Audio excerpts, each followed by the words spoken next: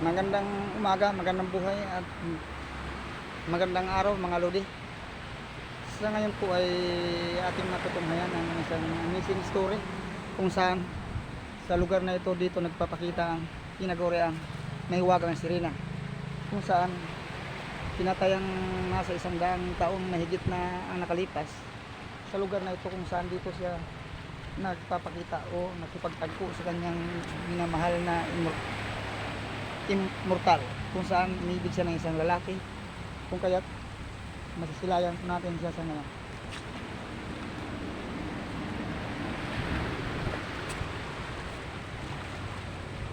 Akyat tayo mga guys sa pinakatuktok ng bato, kung saan hinubog ito ng mga mamayan ng Atimunan para maalala at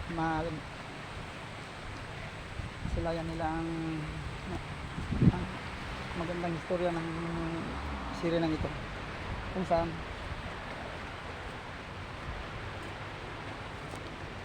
kaya ganun po ako mag-vlog dito.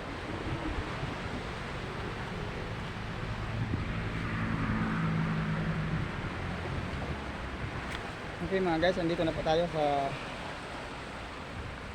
lugar ng tuktok ng malalaking bato na ito, kung saan pinaghirap at sobrang nilagay ko ng mga tao.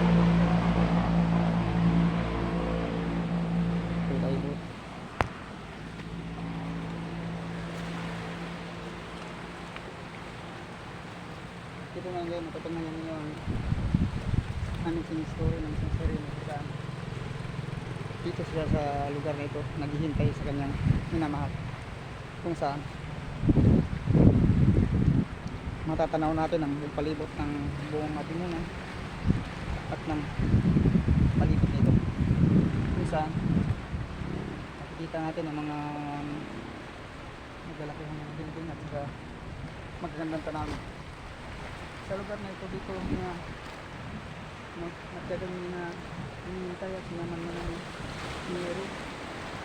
At dyan naman sa bandar yan, sa may baliting yan, yan ang kuwiba kung saan tumatagos ito hanggang sa ilog. At dito po makikita natin kung gaano kaganda ang isang mahiwagang sirena ito, kung saan sinasamba ito ng mga kalalakihan noong unang panahon, kung saan ang mga nagpapakita ito sa mga nagmamahal ito. Kunin na kabilad kung ano ang maganda. At katunayan po ay dito na siya ngayon. Hello mga guys, mga lodi, napapansin niyo po na lubha po siyang napakaganda. Talaga pong kaakit-akit ang kanyang kagandahan, kaya't maraming mga mortal na mga umibig na tao dito sa kanya. Pagamat napapansin natin na sa ating muna lang ito magkikita itong sirenang ito. Sila lang ang nakapag sadya ng mga gandang tanawin na ito. Ito ay alaala sa kadakilaan at sa misteryosong nilalang na ito, kung saan hindi na siya nagpapakita hanggang sa ngayon, dahilan ribulto na lang alaala para sa mga mamayan sa Atimunan. Yung mapapansin niyo yung balikin niyan guys, dyan siya pumapasok papunta doon sa ilog, kung saan doon siya namamasyal hanggang sa makikita niyang mga taong nagugustuhan niya. Matatanda na itong lugar ng Atimunan, napaka-historical nito at minabuti ito ng mga mamamayan na maging alaala kay Isabel, kaya tinatag itong ribultong ito para sa pag-alala ng napakagandang sirena. Bagamat ribulto na lang siya, pero naiiwan ang alaala sa mga Atimunanin, kung saan daang taong na napapakita ito. Kaya mga guys, makikita nyo na medyo nasira na ng bagyo ang kanyang mga buntot, bagamat napakatanyag, malalantad pa rin ang kagandahan ng pagka-dibuho nito. Makikita mga guys ay yun ang baba ng batong, bulto ng batong ito kung saan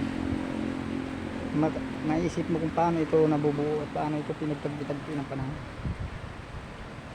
Bagamat mahiwaga po ang lugar ng ating naman, kung kaya marami din ang na-intriga sa mga storya dito sa ating mga lodi. Itong ang aking na isisiwalat sa inyo at ito ang aking papakita sa inyo ang amazing story ng sirena. Yung mga guys, ito yung buong palibot ng ating unan kung saan matatanaw natin ang pier, matatanaw natin ang buong palibot ng struktura na ginagawa ng mga tao dito, ng mamamayan dito sa ating unan.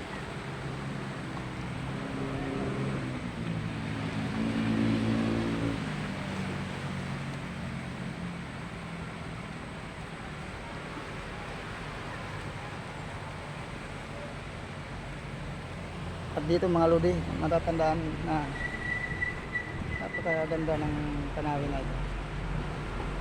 At lubha kong kasya-siya sa mga nanonood sa video nito. Kung kaya katapusin ko na po itong vlog ito, sana po i-subscribe at i-follow nyo ako. Magiging napakagandang alaala ito sa inyo. Dito na lang at more power sa inyo at magandang buhay, magandang araw sa inyong lahat mga lodi. Ang inyong lingkod, Mario Suralta. Follow me and subscribe.